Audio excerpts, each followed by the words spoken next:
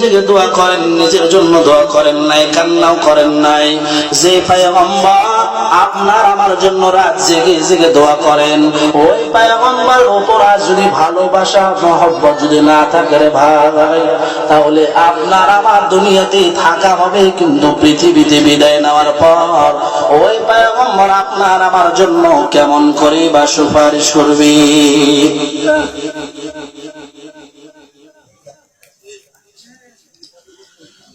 যে পয়গম্বরের এত দয়া তোমায় আম্মা জান আয়েশা বলেন, ও নবীর উম্মত, তোমরা যদি রাতের বেলা আল্লাহর হাবিবের কাছে এসে দেখো, দেখবা আল্লাহর পয়গম্বর জাগ্রত অবস্থায় আছে, আবার ঘুমন্ত আবার জাগ্রত। রাতের বেলা ভালো করে ঘুমাই না কেন? রাতের বেলা ভালো করে ঘুমাই না, বড় টেনশন। কারণ কিসের জন্য টেনশন?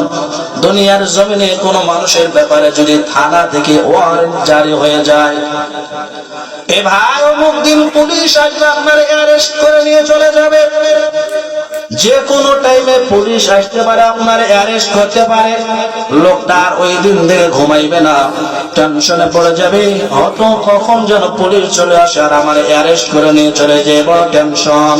আল্লাহর হাবিবের এমন টেনশন নয়, আল্লাহর হাবিবের টেনশন হলো এটা, আমার উম্মতেরা গুনাহগার, গুনাহ নিয়ে ব্যস্ত হয়ে গেল, কখন যেমন ফেরেশতারা এসে আমার উম্মতকে, আমার উম্মতের জানটা কবজ করে নেয়, আর আমার গুনাহগার উম্মতেরা জাহান্নামের মধ্যে চলে যায়। এই টেনশনে আল্লাহর পয়গম্বরের ঘুম হয় না।